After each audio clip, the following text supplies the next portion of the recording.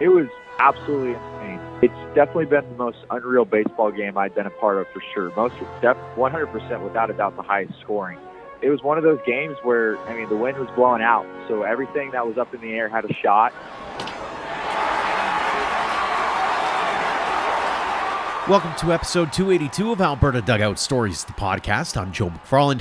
What a week it's been in the baseball world, particularly in the Western Canadian Baseball League. We'll get to that in a moment, but first, the news headlines. After a good couple of appearances out of the bullpen, Calgary's Michael Soroka has hit a challenging stretch of games with the Chicago White Sox. He's made 3 appearances since May 26th, allowing 8 runs on 6 hits, while walking 5 and striking out 9. His ERA has jumped back up over 6 as well. Here's hoping he can get things straightened around and soon. In the minors, you gotta wonder if Okotoks Dogs alum Tristan Peters is bound for a call up to Tampa Bay in the not too distant future. He's lighting it up in June with a .385 batting average, a double, triple, homer, and 3 RBI. He's also making a daily appearance on the must-see defensive plays out in left field for the AAA Durham Bulls. Chadwick Tromp begins the second inning, swings first pitch on a Wiles line drive, carries to left field, diving forward is Peters, and he gets the glove underneath it and makes another 5-star catch in the outfield. It just happens every night, doesn't it? Always great to see Peters continuing to do his thing. AHP Academy product and coach Eric Zabrowski has now made 3 appearances in his second trek with the AAA Columbus Clippers. The Cleveland Guardians prospect made his last appearance June 1st, allowing 2 hits and 1 run while striking out 3 in an inning and 2/3. And Vauxhall Academy grad Adam Mako continues to ring up hitters with Toronto's AA team, the New Hampshire Fisher Cats. He allowed 3 runs on 5 hits with a walk and 7 Ks in 5 innings during a 4-3 win over Akron this week. Mako is 3-2 in 10 starts with a 3.86 ERA and 63 strikeouts in 49 innings. We haven't done any updates from Indie Ball lately, so let's go there for a trio of players. Lethbridge's Landon Barassa is into his 4th season with the Winnipeg Goldeyes and is 1-2 in 5 starts with a 3.72 ERA, and he's also struck out 34 in 29 innings of work. Grand Prairie's Dane Tofflin is playing some great baseball with the Rocky Mountain vibes of the Pioneer League. He even hit the team's first homer of the 2024 campaign. The 2-1 on the way. Swing by Tofflin to the high, deep drive left field. This ball is way back, and this ball is gone. It's the first professional home run ever hit at this ballpark, and it belongs to Dane Tofflin, and then it makes it 2-0 now in favor of Rocky Mountain. Tofflin is now hitting .343 with 2 homers and 8 RBI in 10 games. And Sherwood Park's Scott Gillespie is back for another year with the Welland Jackfish of the IBL. He's made 3 relief appearances, picking up 1 save and striking out 4, while sporting an ERA of 2.07. The countdown is on for the NCAA Division I National Championship, which starts in just over a week's time. The original group of 64 has been whittled down to 32, with a handful of Canadians still on rosters, including Dogs Academy alum Micah McDowell and Oregon State. They are ranked number 15 in the country. Meantime, more college accolades are being handed out. Among the 4 Canadians named to the NAIA All-American teams, 2 have connections here in our province. Chestermere's Logan Grant was named to the 2nd team after his award-winning performance with Bellevue University, while fellow Dogs alum Nash Crowell made the 3rd team out of Reinhardt University. The West Coast League baseball season is underway, and Alberta's lone team, the Edmonton Riverhawks, are 2-3 through the first 5. They have their home opener set for Friday at Remax Field against Nanaimo. The league also announcing its first Players of the Week on Monday, and former Dog and friend of the show, Max Hartman, was recognized as one of the winners. Playing for the Wenatchee Apple Sox, he went 7 for 13 with 3 walks and 5 runs scored. Let's head over to the WCBL now, and the league's power rankings are out. The Okotoks Dogs sit in top spot after starting the year undefeated while scoring more than 10 runs a game. The Sylvan Lake Gulls sit in second, while the Regina Red Sox round out the top 3. It is early on in the season, though, and it won't take much for those standings to flip with a good or bad series by any team. All everyone is really talking about right now, though, is the absolute barn burner in Brooks on Tuesday night. This curveball is slapped into right field, and it's way out of here. So a 3-run no-doubter from Carlin Dick. As Phillips drives to the gap in right center field. Bat flip tells you it's gone, and it is. So Kelton Phillips with a 2-run shot. DeWitt just has 5 innings of work on the season as this ball's driven into deep center field. Going back, it's gone! Jacob Gillis with a solo shot to center. His third at bat. Monroe skies one to center field. Back going Matthews looking up. It's gone. So Monroe with a 3-run homer has really busted this game open. Matthews going. Phillips drives this. Deep center field. Looking up. It's gone! Kelton Phillips has a hat trick. In case you missed it, the wind-fueled affair between the host Bombers and Lethbridge Bulls ended in a 31-26 final score, setting several records along the way. You can read more about the insanity of that game at albertadugoutstories.com. Coincidentally, I had lined up conversations with our first two guests about a week ago and had planned to chat on Wednesday anyways, so we just had a little more to talk about after Tuesday's craziness. We'll take you into both dugouts, starting with Victor's. Josh Kabayama is a long-time Bull, having been with the team since the pandemic-shortened 2021 season, where Lethbridge ended up winning the WCBL championship. This season, the Lethbridge native and University of Mount Olive outfielder is hitting .382 with 4 RBI and 4 stolen bases. On Tuesday, he went 1 for 4 with 2 walks and 3 runs scored. Josh, thanks so much for joining us here on the show. Yeah, no problem, man. Let's talk about last night first off. 31-26 final score. What was it like being a part of something crazy like that? Yeah, kind of as I was saying a little bit before we hopped on here, you know, it's something that just doesn't happen. You're kind of in the moment, looking around at the other guys, and you almost have to laugh at some point when there's literally 3 zeros on the board and anything that's hitting the air seems to be leaving the ballpark. I mean, it was a crazy game. Ever seen anything like it before? And maybe give us a comparison. Like, what's the weirdest, craziest score you'd seen prior to last night? Honestly, I have a buddy that I played at PBA with, Max Benton. I don't know if you know that name, but he had posted on his Instagram story the one time, and I think the score was like 35-20 or something. And I actually pulled up and replied to him, and I was like, "This can't be real. Like, that's not that just doesn't happen." And then, of course, this coming summer that we play, we have basically the exact same outcome as that. So pretty wild. I mean, I've never been a part of something quite like that. As a hitter, did it feel like if you hit it in the air, it was going to leave the park?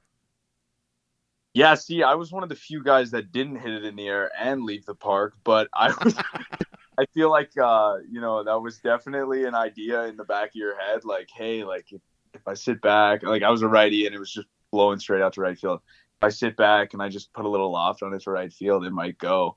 But yeah, I think a lot of our guys' game plan really was see it on the inner half. We had a heavy stacked lefty lineup just due to the wind and a lot of power. And those guys were just trying to elevate to the pull side, and I mean, obviously it worked. So, yeah, I think that was definitely in the back of our minds.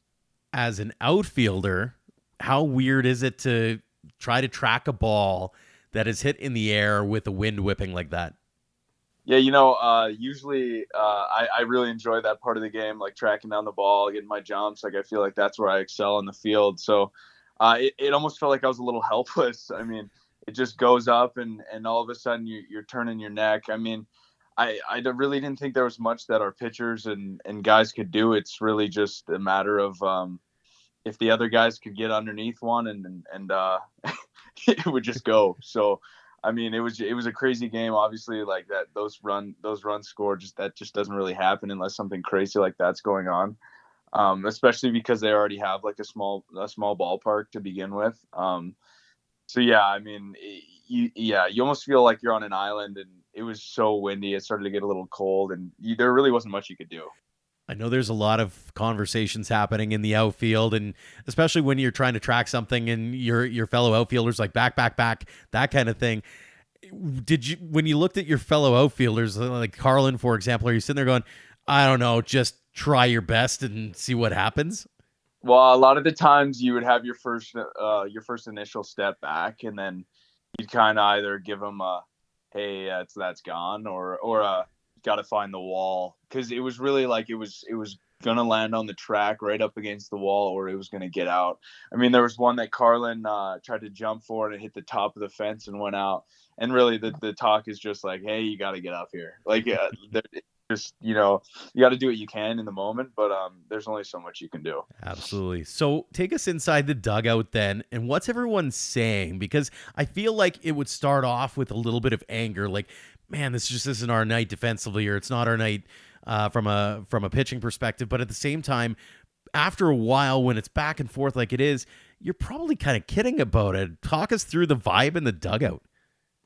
I mean, it was definitely quite strange. We had a few new faces that just joined us. That was their first game. Our leadoff guy Tyler and our four-hole there, Ryan David. Both of them. I mean, I don't think they really knew what to expect going in, and none of us did actually for that game. So it was a nice welcome to the WCBL for them. We had to tell them that, hey, not everyone's like this, but no, it was a lot of laughs. I mean, guys had fun, but at the same time, it kind of gets to a point where it's like, how many runs are going to get scored in this game? Like, is this ever going to end? But no, like, you know, we did all have fun and we're all a pretty close, tight knit group. So, yeah, I mean, it's in the end of the day, like we all just, I don't know, the vibes are high all the time. So fantastic. So how bad though do you feel for the pitchers in a game like that? Yeah, I mean, I feel like, if any of those guys are into stats or ERA or care about that, probably shaking their head today. I mean, there's really nothing you can do about it. Like, we had a couple guys going into that game that with 0 ERAs that have been throwing really well for us. And I mean, I don't think their numbers will reflect like how well they've been throwing now. Mm-hmm. But you know, like in the end of the day, like we still won the game, right? So you can't be too mad at anybody. A win's a win, right? So. Absolutely. Now you're having yourself on a personal level a pretty good start. 382, 4 RBI, 4 stolen bases in 9 games. How happy are you with your performance to this point? You know, going into this summer, I've played here for like 4 years. As I said, like the group of guys here, we've all kind of been together. We all kind of grew up together playing ball. You know, it's really just about like having fun. Considerably, this might be my last summer playing ball. So I'm really honestly just gonna soak it all in and have fun all summer. And you know, the results are one thing, but it'd be really cool to go out on a high note with us finding a way to win this thing. And yeah, I'm just excited. I just have fun with this group. It's a great group, great coaching staff, and you know, we're just gonna have fun all summer and hope that we end up on the right end every other game. So yeah, I mean, hopefully I continue to play well, obviously, and help my team win. But in the end, I mean, it's really just about having fun. For sure. You've been, as you mentioned, you've been on the team for a while now. You're a product of Lethbridge as well. What do it mean to you to bring another WCBL championship back home after you did it back in 2021? Yeah, I mean, the 2021 year was my first year, and that was a lot of fun. I mean, it was like basically an all-Canadian league. It was kind of because of COVID, it was a little bit of a mess. But yeah, no, winning that thing was awesome. I mean, I would gladly win another one here, hopefully with the guys. I mean, as I said, we're all really close and tight knit, so we all play together. We're all bought in, and it's we just have a lot of fun. So I would love to have another championship here in Lethbridge, and I know that the fans and the everybody in Lethbridge here would be backing around us. So yeah, hopefully we can make that happen. Absolutely. Let's get into your backstory here a little bit, Josh. How did you get into baseball in the first place? Yeah, so I was kind of late in getting into baseball, to be honest with you. I was always a hockey guy. Growing up with my dad, he coached with the Hurricanes and stuff like that, and he played pro for quite some years. So I didn't pick up baseball until I was about 10 or 11, I think. And I really got into it because of an older cousin. He actually went to Vauxhall and went to PBA, and we would always go camping and just throw the ball around. And then I think one year I kind of just decided, hey, screw it, let's try out baseball. And ever since, I mean, I've really enjoyed it, and I've made a lot of friends and memories playing the game. How weird was it to try to make that choice? Because, I mean, here in Canada, it's all hockey all the time, and especially when you got that family lineage attached to it. Was it did you get a bit of that sideways glance? Like, You're going to try baseball and not hockey? Yeah, see, I mean, going into high school, I felt like I kind of had to start making a decision at some point. Um, I kind of grew up undersized, and I did love hockey, and I still do love hockey. But the passion and the drive and the work ethic for it, it kind of dwindled away for me. I wasn't as committed to it, and results obviously weren't really showing as much as I wanted to. It wasn't something that I couldn't have pursued. But I definitely was just like, hey, like I think I'm pretty good at this game. Like this might be something that I'd rather do. So I got an opportunity when I was like 16 to play with the PBA team under Todd Hubka, and play with the JV team with Jesse Sawyer. And I ever since then, like I feel like I've excelled as a ball player and really toned on my skills. So. You've spent a lot of time with that PBA program as well. What's that program mean to you in the grand scheme, not just as a ball player, but also as a human being? I mean, it means a lot. I've played under Coach Hub ever since I was like 12. I grew up with his kid, Ty, and he's been amazing to me. That whole coaching staff has been amazing to me. That program has taught me a lot. I grew up a lot while I was there. I really wasn't planning on staying there as long as I did, but since COVID, I did stay for my 2 college years, and I think that was probably the best thing for me, to be honest with you.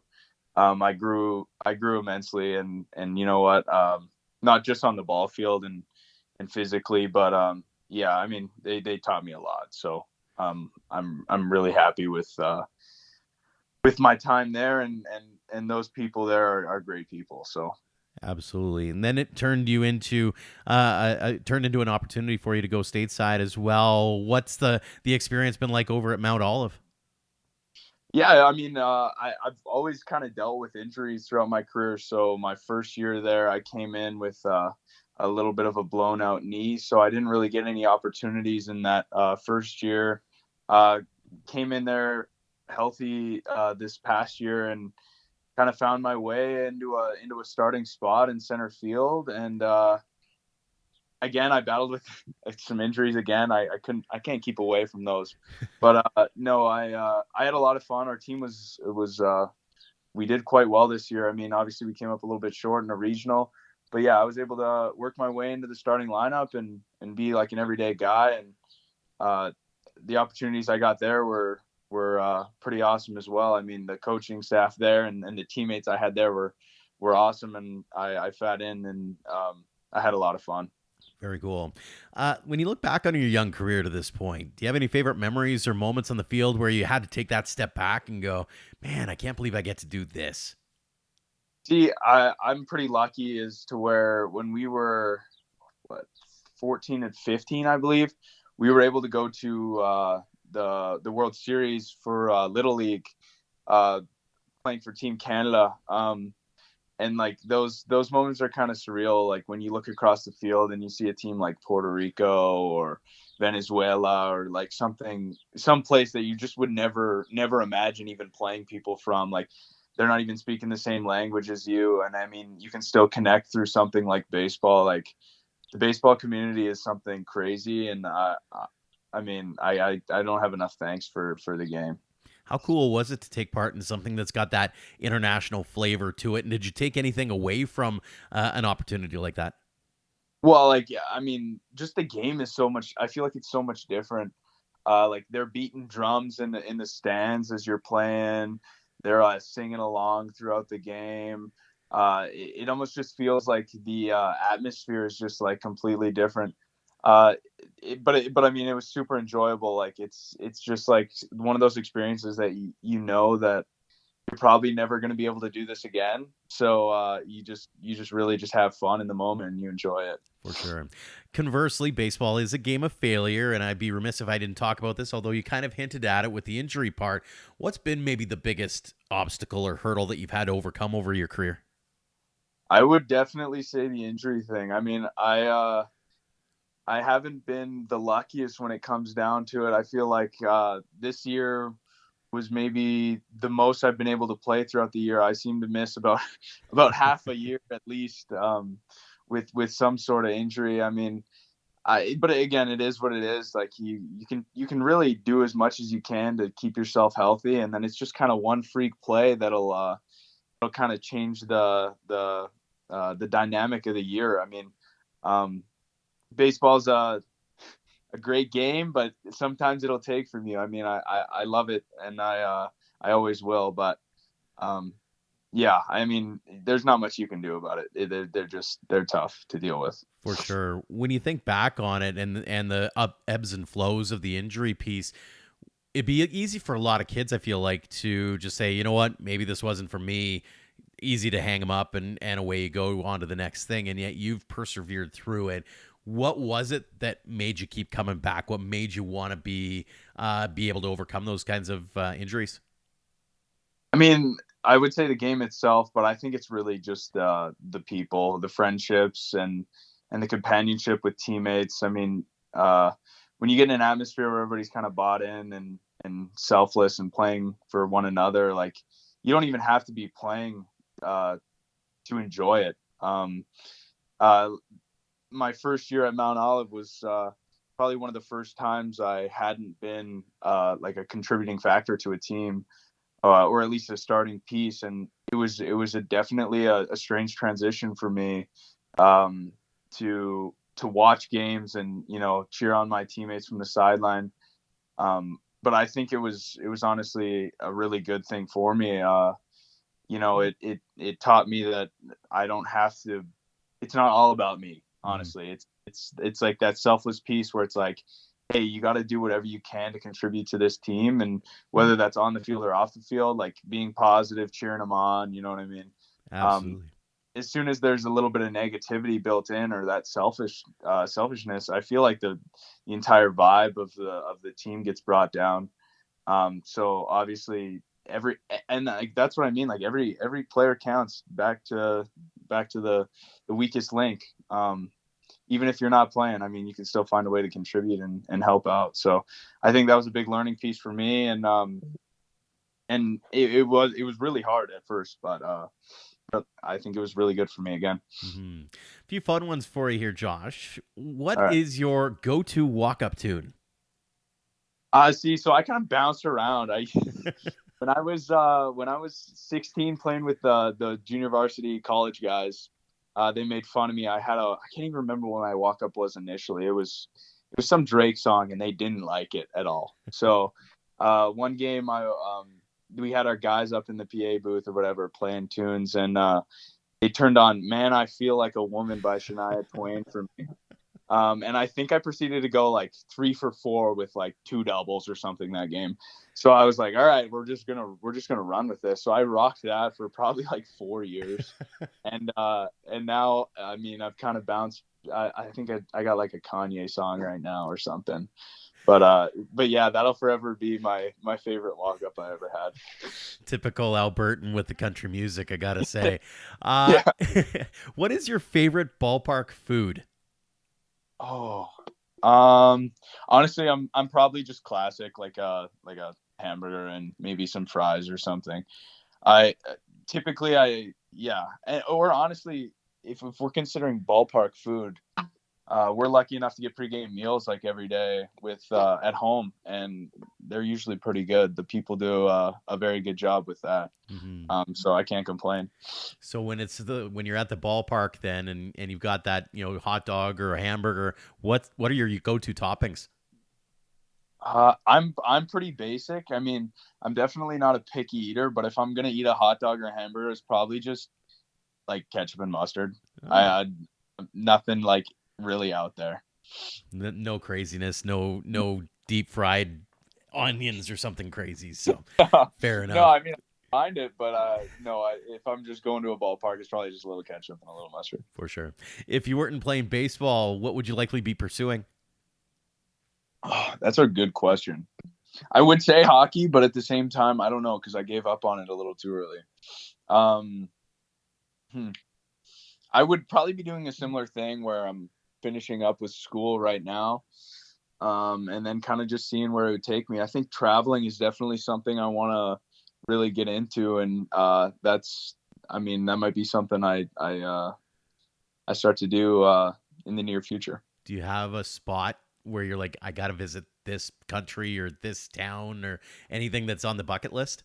I don't know if I have a specific destination, but I think it'd be really cool to go to Japan. Obviously, my dad played quite a few years there, and with hockey, and I kind of grew up there just as a young little baby. But I think the culture and I love the food. I think it would just be a really cool spot to check out. For sure. A couple more for you before we let you go. What's that one piece of advice or those words of wisdom that you like to give to those young kids who are just starting out on their baseball journeys? Honestly, I think it's the one I always go back to is you have to remember that baseball, it's just a game. So at the end of the day, you have to enjoy it, have to have fun. The moment that you start to press and you start to really keen in on results is when the game and the fun gets sucked out of it. It kind of becomes and feels like a job. So I would just say enjoy every moment that you have, and you know what I mean, put in the time and put in the work, and you never know what you can achieve. So yeah, that would probably be the one thing I would say to the guys. Fantastic stuff. Final one we ask everyone here on the show, Josh. What's the game of baseball mean to you? That's I would say I don't think I could thank the game of baseball enough. The amount of people, great people, friends, coaches, memories I've built throughout playing the game. I don't think I could thank the game enough. Whether it's just baseball itself or what comes of it. I mean, the game is obviously fun, but I think it's so much bigger than just a game.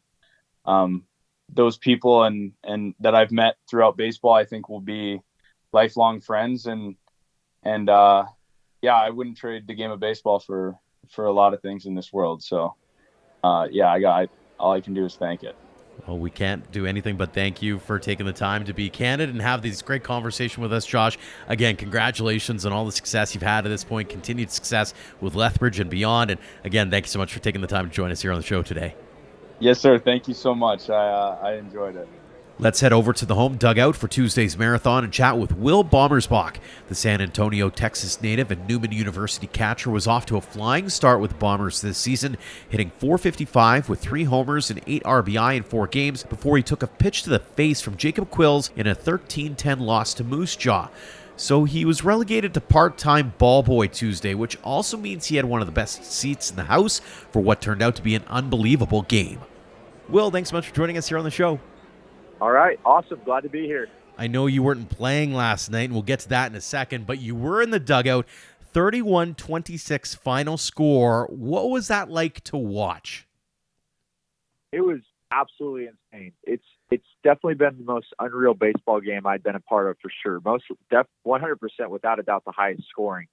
I mean, it was one of those games where, I mean, the wind was blowing out, so everything that was up in the air had a shot. And then I would just say, too, that I just credit to our guys because we were down pretty heavy pretty early. I mean, I think we were down 21-4 at one point. And we could have just rolled over, just packed it in, throw away our bats, and gone home. But we stuck with it, and we battled all the way back. Unfortunately, fell up a little short, but I was really proud of our guys and the way we competed. 31-26 isn't a score you see every day, but what's maybe the closest thing you've seen to that? Oh, man, the closest thing I've probably seen to that is I played a game at junior college where the final score was 21-18, and I thought that was a high-scoring game. No kidding. So what's everyone saying in the dugout as this is all going on? I mean, are you guys kidding around a little bit about it because it is just so crazy, or are you getting mad about it? What's the vibe there? Honestly, in the dugout, the vibes were immaculate, I would say. I would say that because everybody it just felt like every pitch we were in the ball game. It didn't matter what the score was. It felt like every single pitch we were in the ball game. And so the energy levels were up from inning 1 to inning 9, which was incredible considering, I mean, it was a 4.5-hour game or something like that.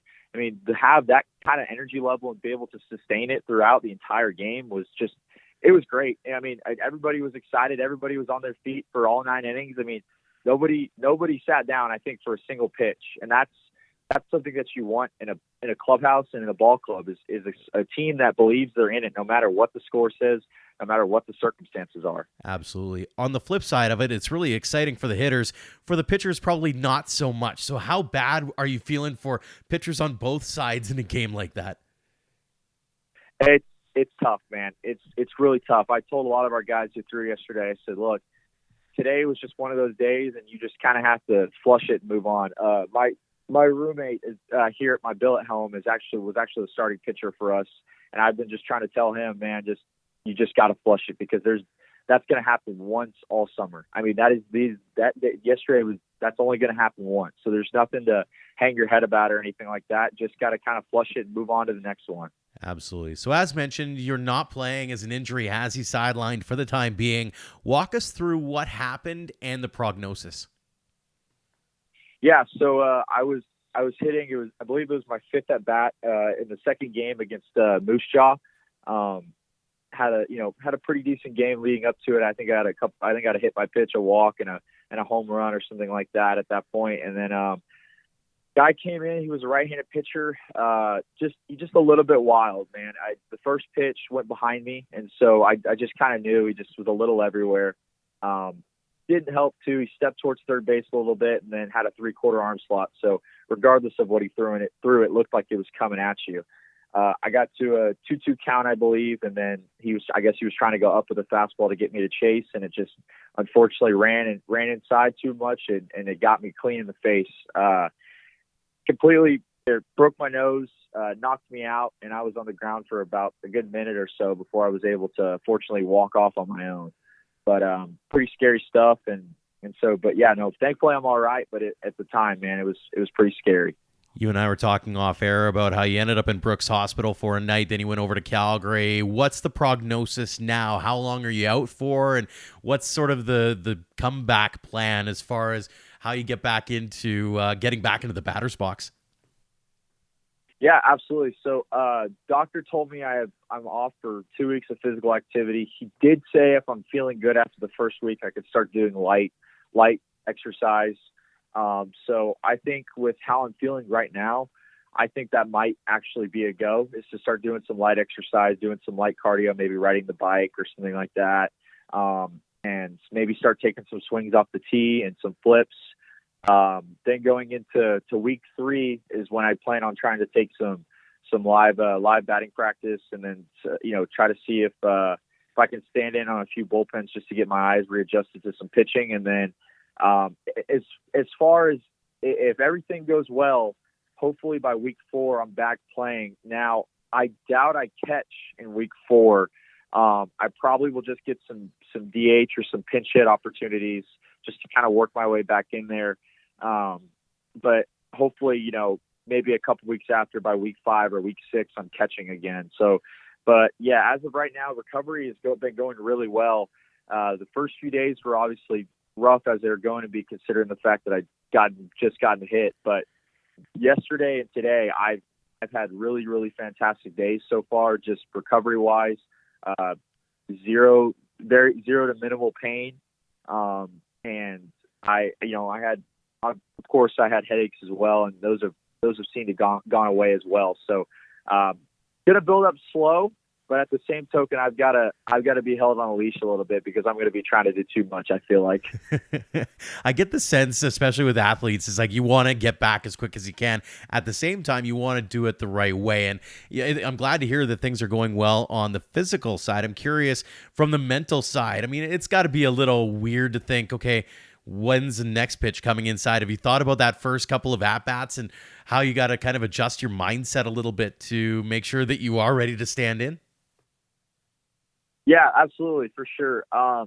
Fortunately enough, I don't feel like I'll have that fear aspect as much. I've been chomping at the bit, I feel like, but I just feel like I do need to I do think it'll take me a few ABs to get back adjusted and everything like that, and just to see pitching, because I will not have seen it for 2 or 3 weeks at this point. But I think I'll be okay. Now, it's going to be a different story once I step between those lines and get in the box. Obviously, I'm being very, very trying to be very positive about how I think it'll go. But I think there's definitely a factor to that. I think I just got to kind of see what happens and then deal with it if it comes, and just take it at bat by at bat and pitch by pitch. For sure. Now, you were on a tear to start the season in your first 4 games, 455, 3 homers, 8 RBI. Heading into that injury, how happy had you been with your start? Oh, I was thrilled. It was great. I mean, unfortunately, as a team, we're not getting off to the start I think we want to, but just being able to produce for our guys and give our pitchers some help and being able to help our other hitters maybe relax a little bit in the box and all that, just knowing that I could be up there and help the guys produce and get on base and do whatever I need to do. And if that means I have to drive the ball over the fence, or if that means I have to lay a bunt down, whatever it takes, I just want to help our guys win. So I was very fortunate, and I was very happy with the stretch that was going on. Now, you're originally from San Antonio, Texas, so I'm curious, what have you thought of your time here in Canada so far? I've absolutely loved it. I've had no problems with it. I've had a little bit of an adjustment period to a few things, obviously, being in a new country. But as far as the town of Brooks has gone, I love every bit of it. I love how small the community is. I love how involved it feels. I mean, like we talked about off air, just going to the hockey games and doing promotional stuff like that. I mean, I come from a bigger city, San Antonio, where there's millions of people in the city, and then I was in Walmart the other day and I got stopped. Just hey, how's it going? I saw you on X video or whatever. And so it's a great feeling. I mean, it's a great feeling to be a part of a special thing here. And as far as the town goes, the town of Brooks has been fantastic. So nothing to complain about here. I was going to mention that whole, doing the promotional bit with the Brooks Bandits, for example, and that kind of thing. It seems as though you've really welcomed in the idea of being that shameless self-promoter to a certain extent. Was that the mindset going into this? Is, hey, it's a new opportunity, and you may not get another chance like this to come up to Canada again? Absolutely. That was 100% it. I'd never done anything like this before for summer ball, never gone out outside pretty much my city of San Antonio. So coming up here, I told my dad, I was like, man, this is going to be an opportunity I'm going to remember for a lifetime. So I'm going to take full advantage of every opportunity I get and cherish it, because I know it will go away one day and I won't be able to get it back again. So I might as well try to soak in as many memories as I can.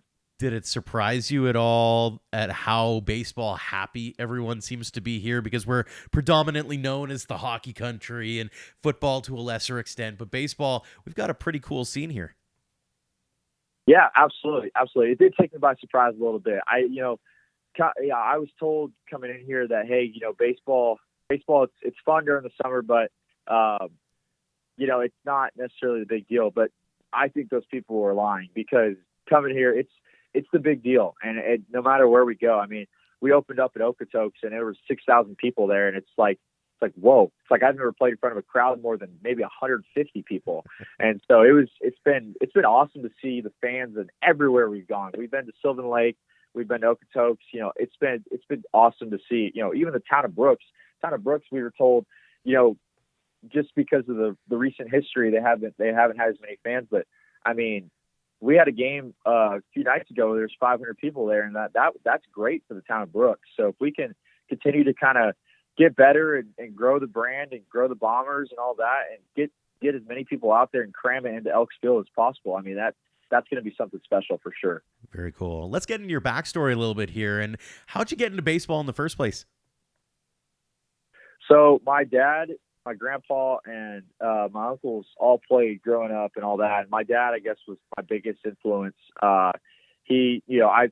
For as long as I can remember, I had a ball in my hands, whether it was playing wiffle ball in the backyard with my dad or, playing t-ball. I mean, my dad was my coach until I was about 10 years old. And so he guided me and taught me a lot of things. And honestly, I'm very, very grateful for him and getting me into the game of baseball, because it's given me, I felt, the purpose in my life. And I feel like for sure it's allowed me to do a lot of cool things, such as being up here in Canada, and has allowed me to meet a ton of great people, friends for life, people that I'll still be talking to when I'm old and gray. So it's that's kind of my backstory of how I got into it. But yeah, just growing up playing little league, and then little league turned into select ball, and then select ball high school to college, and now we're up here.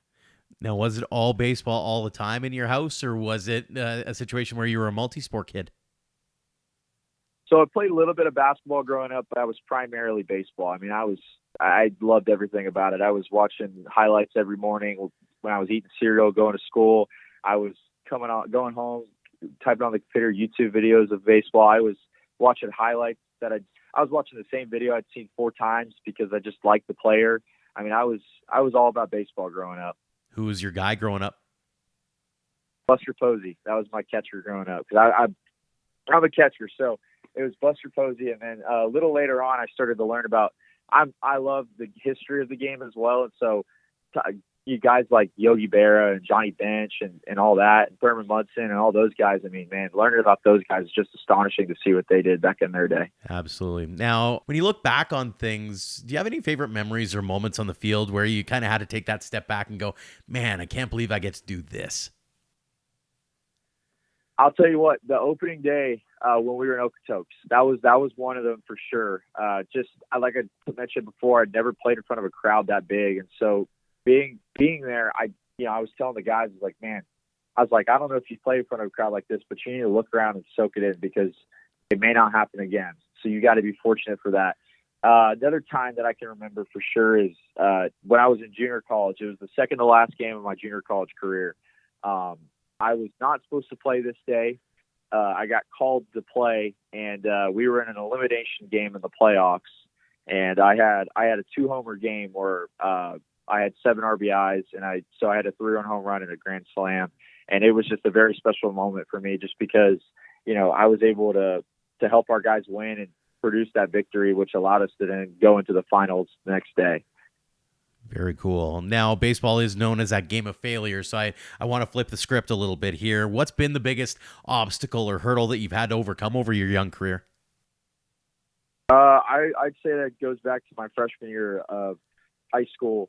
So I was just about to go into the spring season of my freshman year of high school, and then I was having some problems with my back, and we were trying to do everything we could at home to try to make sure it was good enough to go.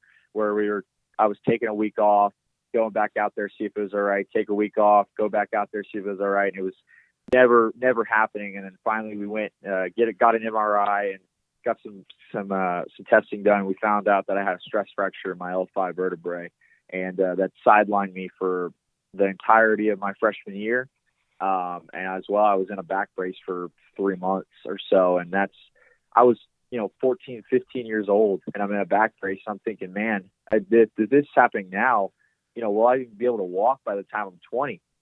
So just haven't gone through that. It just was a lot of adversity that I had to go through, just recovering and getting back, and then just getting back to where I am today. And so that experience has taught me a lot about myself, taught me a lot how to be mentally strong and how to push through things when things are hard. And so that was something for sure. I felt like through my career, I've had to push through the hardest. For sure. A few fun ones for you here. First off, what's your favorite ballpark food? Favorite ballpark food. So I love a good ballpark burger. Now, when I was fortunate enough, I got to go to the Detroit Tigers field, Comerica Park, when I was younger, and obviously, the Finch family, they own the Tigers, so they had a Little Caesars in the ballpark, and Little Caesars in Detroit tastes way better than it does in Texas. I will say that. So that was something that stuck with me over the years for sure. That's fantastic. What's on your burger usually? So I'm a pretty picky eater, so this is gonna come off kind of crazy, but I literally just do meat and cheese, and that's it. Wow. All right. So not even a condiment on there? Nope, no condiments. I don't. I actually don't even do condiments. So. Yeah, it is. I will admit, you said it sounds crazy, and I'm going to agree with you. Your go-to walk-up tune. So right now, I got the Sweet Escape by Gwen Stefani and Akon. That's one that I like. I had a buddy, so I was gonna copy my buddy, and then I was like, man, I gotta come up with something original. But he had he had Toxic by Britney Spears, and I really liked that one too. But I was like, man, I can't copy him. I gotta be creative and think of one of my own. You're a dancey kind of guy, are you? Absolutely. I got to try to get the crowd into it a little bit, especially when we got great fans here at Brooks. 100%. So if you weren't playing baseball, what would you likely be pursuing? Oh man, that's a tough question. I've not really thought about that too much, but I guess when I was younger, I wanted to be a physical therapist for sports. I've always been around sports, whether it was going to my brother's games when I was growing up, or playing my own or something like that. So I guess just being around sports is something that I'd like to do and could continue to do. Absolutely. And finally, have you tried ketchup chips yet? Okay, so here's the thing on that. The first night I got here, my host family, they put the bag in front of me and said, "You have to try these. You have to try these." And so I begrudgingly did it. And I don't even like ketchup in the first place, so for me they were a no. But I heard they're fantastic here to the locals. I figured that there'd be an answer like that when you talked about the lack of condiments. I'm like, now I got to ask that question for sure. So it's a Canadian delicacy, although I will admit I'm not the biggest fan. So we can talk about that another day. A couple more for you, Will, before we let you go here. What's your one piece of advice or those words of wisdom that you like to give those young kids who are just starting out on their baseball journeys? One of the things I like to tell them is work as hard as you can. And it's very cliche, and I know it's pretty basic, but I'm a big believer in that work wins, not talent, because talent will catch up to people at some point. It always has. I've seen it throughout my entire baseball career to this point. And usually those who work their tail off, work as hard as they can. I mean, going in early, staying late, doing all the right things. I feel like those are the kids that have success later on. Success, whether that even be on the ball field, that may be in their professional careers when they're older. That's something that I tell a lot of young kids too. And then I also tell them too that another cliche thing, but it's just so true. It's just have fun. I mean, you're playing a kid's game, no matter how old you get, whether you're 23 or you're 6 years old, you're playing a kid's game. And the fact that you get to do that, it's something special. So just try to have as much fun as you can, and don't take yourself too seriously. Just go out there and relax and have fun and play the game.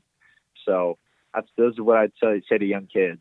It's fantastic stuff. And the final question we're going to ask you here, Will, it's the one we ask everyone here on the show. What does the game of baseball mean to you? Everything. I mean, literally everything.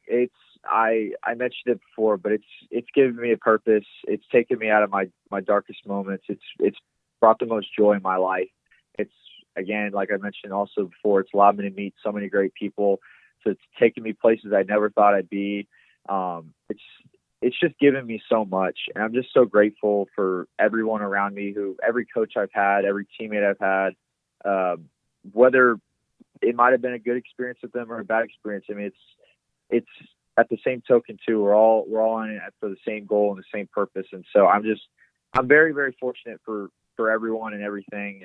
And this, I don't plan on leaving this game. Fortunately, when my playing career is done, I want to coach when I'm done. So hopefully I can stay in this game for a lifetime and just create so many great memories to keep going with. Well, we hope you get to do that as well. We'll really appreciate the fun and the time that you've spent with us. Best of luck with the recuperation. Congrats on all the success you've had at this point. Continued success in Brooks and beyond. And again, thanks so much for joining us here on the show. Thank you very much. I appreciate it. And our final guest this week is another look inside the dugout with a WCBL coach. Joe Ellison is into his second season as the skipper of the Fort McMurray Giants after guiding the squad to a playoff appearance last year where they fell to the eventual champion Okotoks Dogs. Ellison says it was an opportunity for some of the younger players to learn what it takes to beat the best. Needless to say, expectations are high for Ellison and the Giants in 2024, who have answered the bells so far this season. Coach, thanks so much for joining us here on the show. Yeah, my pleasure. Excited to be here. Let's start talking about the season as a whole. How are you feeling 10 games in? I'm feeling pretty good about it. I mean, we've got off to a pretty good start. Winning the home opener was fun, and we dropped 2 right after that, but we just had a positive road trip, and we're starting to get our reinforcements in. We were short 10 guys there the first week or so, it'll be exciting to get the full team here. Talk a little bit about what you're seeing out of the initial stretch here. What are you liking? What are you hoping you can work on as you build up towards the end of the season here? I think, the thing that's really stood out for us, comparatively to last year is our offense. We've hit the ground running. We're putting the ball in play a lot more. We're playing fast, which is kind of how we built the team this year. And I think, it's only going to get better and better as we add a few more talented bats to the lineup. And then once our pitching's fully here, I think, we're going to be able to, play some complete games and maybe not get into these situations where we're battling it out 10 to 10 in Moose Jaw later in the year. Mm-hmm. You mentioned the building of the team. Take us back to the off season, and once the 2023 season is over, you obviously get your eye on, okay, what's next? What did you learn about last year that you wanted to maybe improve upon or work on heading into 2024? Yeah, I think it was a huge learning curve. I mean, being up here for the first time last year, kind of seeing the league, I thought, we were built to do some damage last year, and then I got up here to Fort Mac and I saw our ballpark for the first time, and I watched how it played, and I learned, how the league is played. So I definitely wanted to, build around speed, build around, putting the ball in play, throwing strikes. I think is, the three keys to winning in the Wick Bowl. I think that's how a lot of the better teams are built.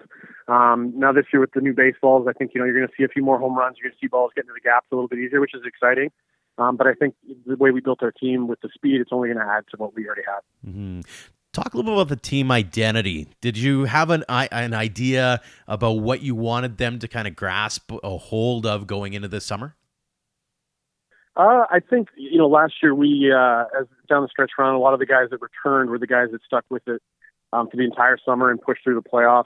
And it's a really blue-collar group. The guys joke around that they're part of the military and they're holding the line and whatnot. And it's kind of been like that. Those same guys were the guys up here early, kind of setting the table here this last couple of weeks. And, I think we're really blue collar. The guys enjoy when it rains and when it's cold, and it just adds to their enjoyment. Although, no one likes being cold on a baseball field. Mm-hmm. How much of it, when it comes to bringing back veterans, was making sure that they were the ones who were there till the end, and especially you lose to Okotoks in the first round there, maybe getting that bittersweet taste in your mouth, like, okay, we can do better. How much of that played into how you wanted to build this team going forward?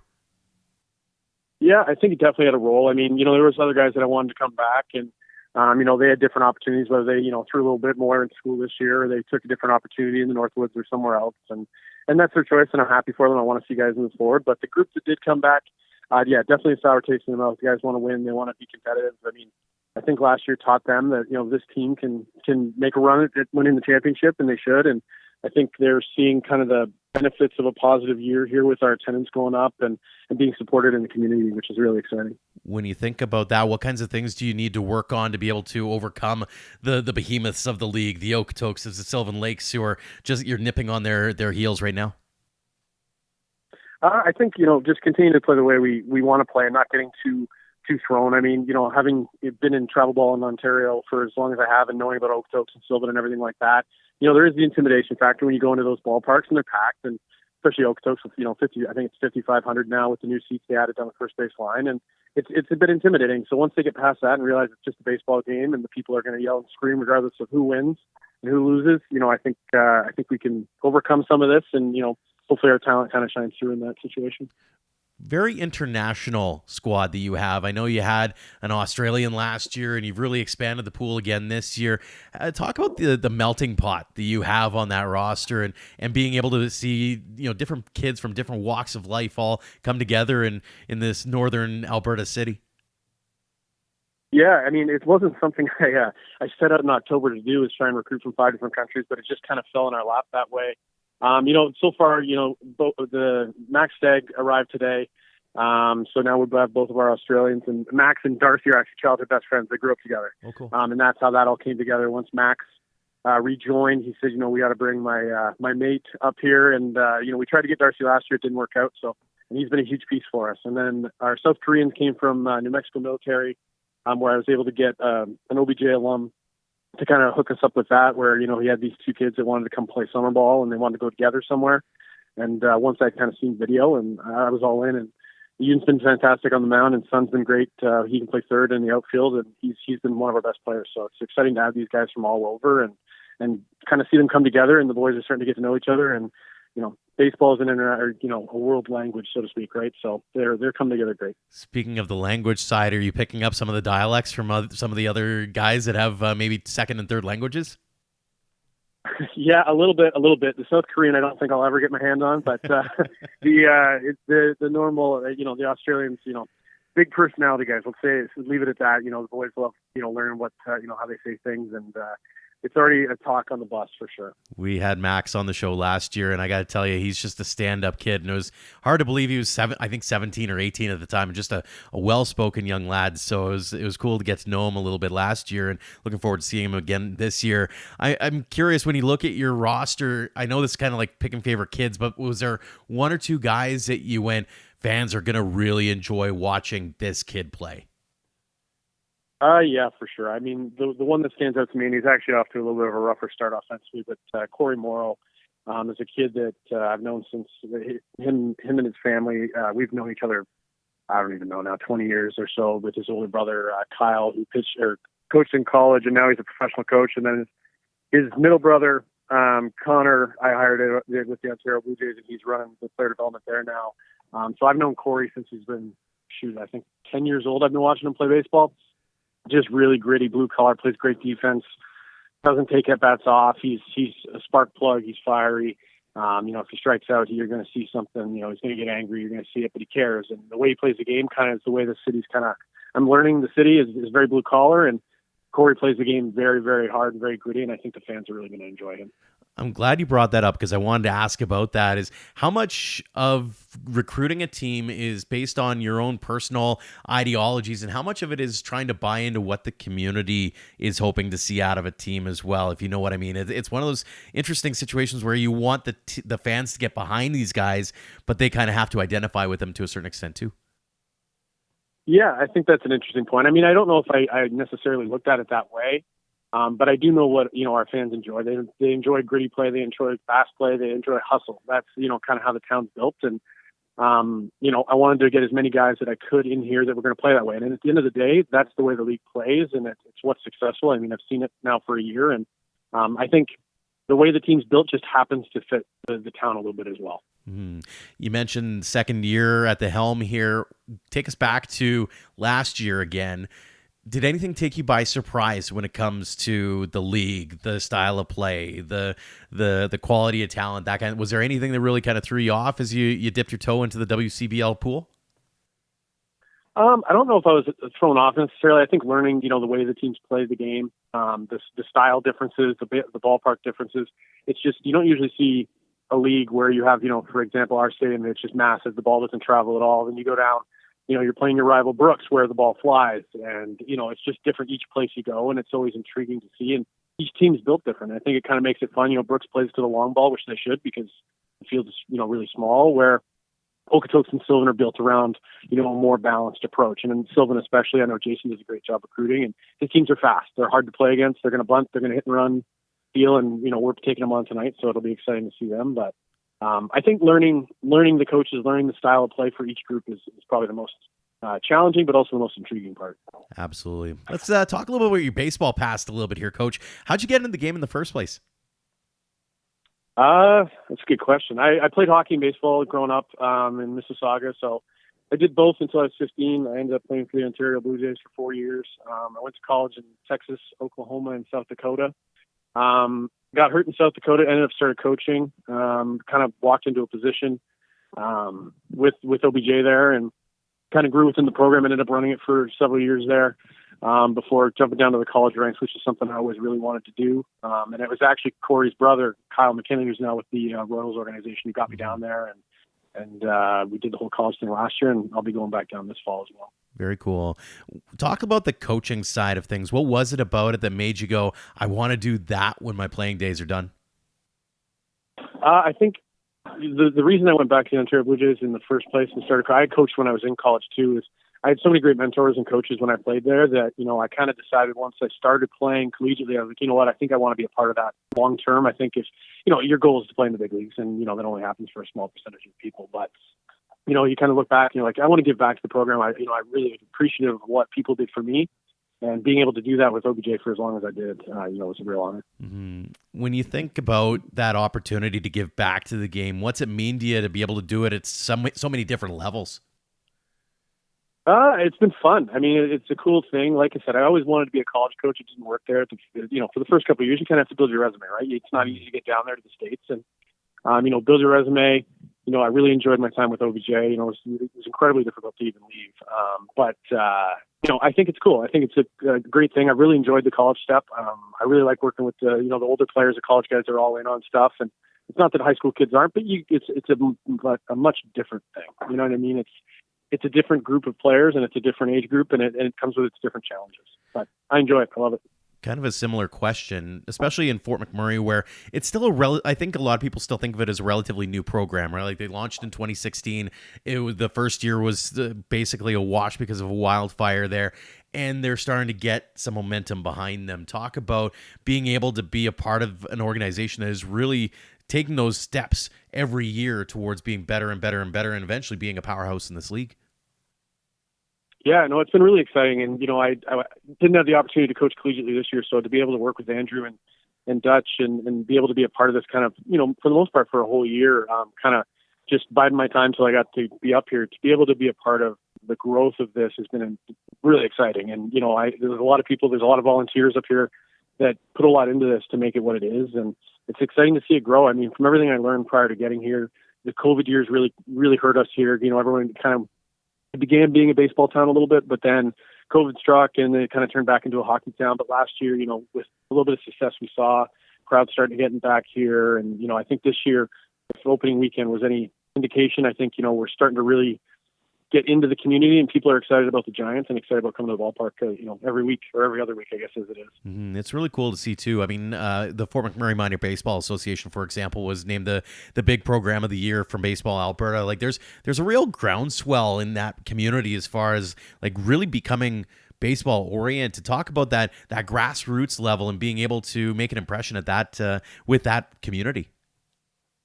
Yeah, it's really exciting. I mean, we have tons of kids. Our Sunday games usually are filled with kids, which is awesome. Our Junior Giants days, and I got to give kudos to our players, and it's not pushed by us or Dutch or Andrew or myself. They genuinely want to hang out with the kids in the community. They genuinely want to have fun with them after the game when they come on the field every day. And we're running more kids camps, which I think is going to only help grow the game in Fort McMurray. But I know enrollment is up this year, from what I've learned.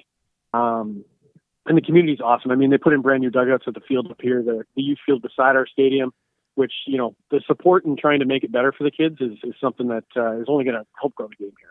For sure. You've seen the game from a bunch of different aspects across this country over the years.